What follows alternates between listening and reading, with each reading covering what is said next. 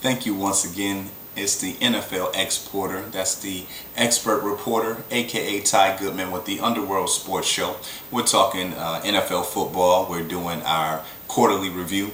Next up is the AFC West, and leading off the way are the Denver Broncos, coming in at 4-0. Broncos have been exceptional this year. A juggernaut on offense led by who else but Peyton Manning, who added Wes Welker, free agent pickup for New England Patriots this year, to his arsenal, which he already had Demaryius Thomas and Eric Decker, two very good, talented young receivers add to that mix. We've also seen the emergence of tight end Julius Thomas. They're mixing in three running backs. It looks like no Sean Moreno has taken the lead, but they still have Ronnie Hillman as well as Monty Ball. And Peyton Manning has just been spectacular, orchestrating this offense just like he did in Indianapolis. He has all the pieces in place that he needs around him. And, obviously, Denver looks to be well on its way to winning that division. Peyton Manning, again, he looks spectacular leading the way on defense. They played fairly well. You know how it is when you're on the Peyton Manning team. It's really about getting ahead. At that point, you just basically holding the other team at bay, finding a way to make sacks, big plays. Sean Phillips, free agent pickup from San Diego Chargers, has done an excellent job coming over and being a playmaker for that defense. Has really been an instrumental leader in that locker room and on the field, leading by example. Dominic Rodgers-Cromartie was another good pickup from the Eagles. He's been, a good cover corner out there, making things happen, added to what they already have. They've been playing without Champ Bailey as well as Von Miller. Both those players will come back at some time in the season.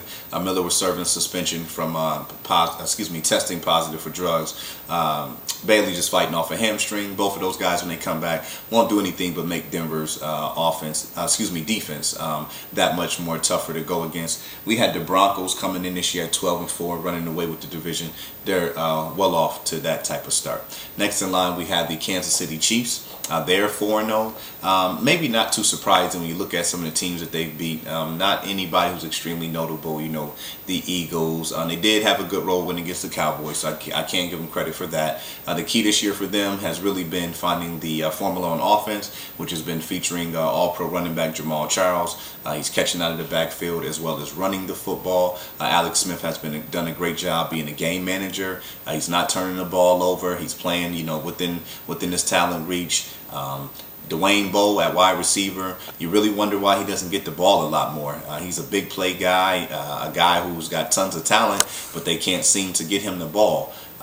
He's coming out, 30, 40 yards a game. It just doesn't seem like he's involved, and it's very confusing when you have a guy like that. You're not able to give him the ball. But again, Smith is just spreading it out pretty much to who was ever open, a lot of underneath stuff. The real talent on this team knows on the defensive side of the ball. The Chiefs have done an excellent job drafting over the last few years. You have guys like Tamba Ali, Justin Houston, who's an outside linebacker, Derek Johnson, inside linebacker, Brandon Flowers, cornerback from Virginia Tech, Eric Berry, safety from Tennessee.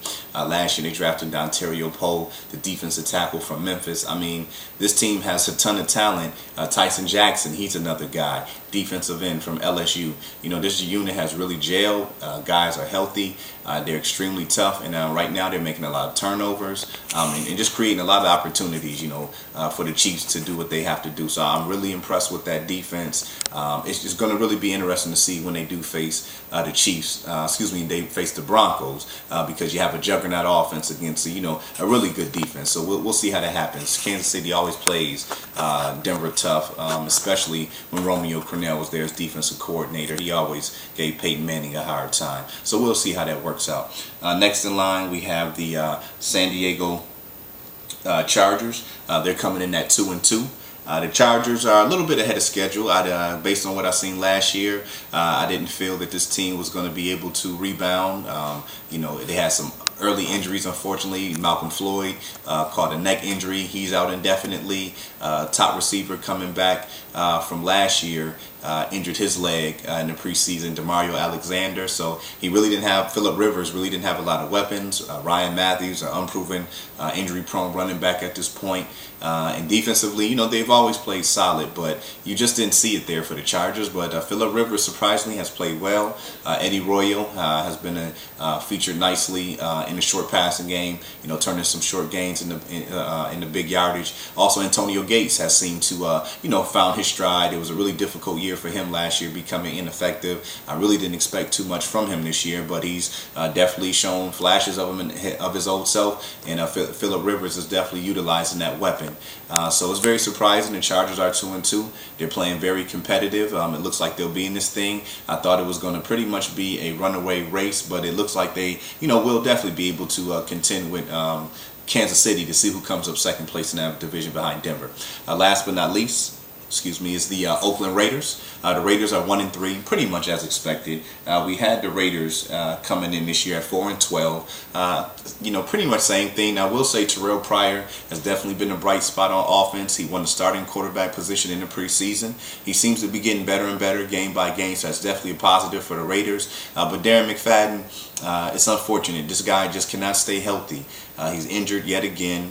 When on the field, he's a playmaker. He's a big play guy, but he can't ever stay healthy. At this point, he's becoming extremely unreliable. So the Raiders don't have a running game, and Pryor's not ready to just be a straight passing quarterback yet. The Raiders even don't have those type of weapons. Denarius Moore is a guy who looks to be the most talented receiver on the team, so you hope that they can utilize him, but you don't really expect a lot from the Raiders. It's pretty much the same old. Defensively, a couple bright spots, but they just don't have the talent out there to contest, and so they're coming in at 1-3 as we expected. All right, that wraps up the AFC West. Once again, NFL exporter Ty Goodman, Underworld Sports Show. We'll be back to talk more football, get out to the AFC South when we come back.